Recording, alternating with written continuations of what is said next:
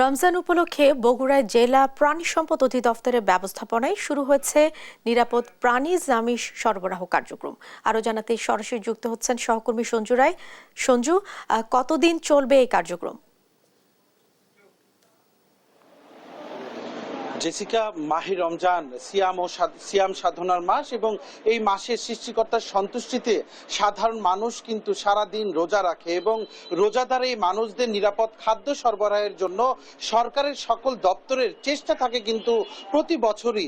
আজকে বগুড়ায় 5টি পয়েন্টে একদিকে যেরকম টিসিবির পণ্য বিক্রির কার্যক্রম চলছে, একই সাথে আজকে জেলা প্রাণী সম্পদ অধিদপ্তর সৃজনশীল একটি উদ্যোগ নিয়েছেন। এই রমজানে মাসব্যাপী তারা ন্যায্য মূল্যে স্বাস্থ্যসম্মত নিরাপদ আমিষ সরবরাহের কার্যক্রম তারা কিন্তু শুরু করেছে। তারা বগুড়ার জামিলনগর এলাকায় একটি আউটলেট তারা শুরু করেছেন, যে আউটলেটের মাধ্যমে তারা সাধারণ মানুষকে নিরাপদ আমিষ সরবরাহ করতে চান, যার মাধ্যমে তাদের যেটি উদ্দেশ্য যে রোজাদার মানুষরা যেন স্বাস্থ্যসম্মত খাদ্য পায় এবং তাদের যে আমিষের চাহিদা তা যেন পূরণ হয়। আমরা একটু সরাসরি কথা বলবো জেলা প্রাণী সম্পদ কর্মকর্তা ডক্টর আনিসুর রহমানের সাথে, যে মাহে রমজানে কেন এই উদ্যোগ এবং কতটুকু সফলতা আপনি পাবেন বলে আশা করেন। ধন্যবাদ। অ্যাকচুয়ালি আমরা একদিকে যেমন পবিত্র মাহে রমজান উপলক্ষে মানুষকে নিরাপদ প্রাণীর আমিষ সরবরাহ করতে চাই, পাশাপাশি তরুণ কিছু উদ্যোক্তা তাদেরকে আমরা প্যাট্রোনাইজ করতে চাই প্রাণী সম্পদ বিভাগের মাধ্যমে।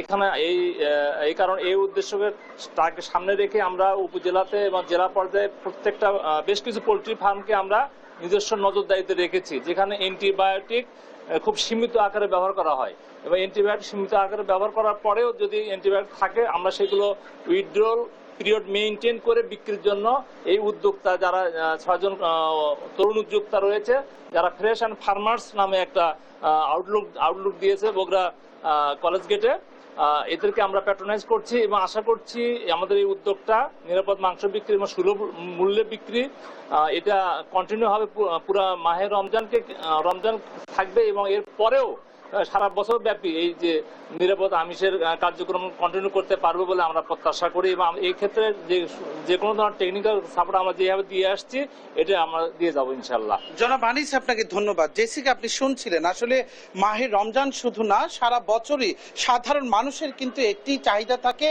তা হলো নিরাপদ খাদ্য, এবং তা নিশ্চিতে যখন সরকারের সকল দপ্তর সমন্বিতভাবে কাজ করছে তখন কিন্তু আমরা সম্ভাবনাময় একটি আগামীর প্রত্যাশাই করতে পারি।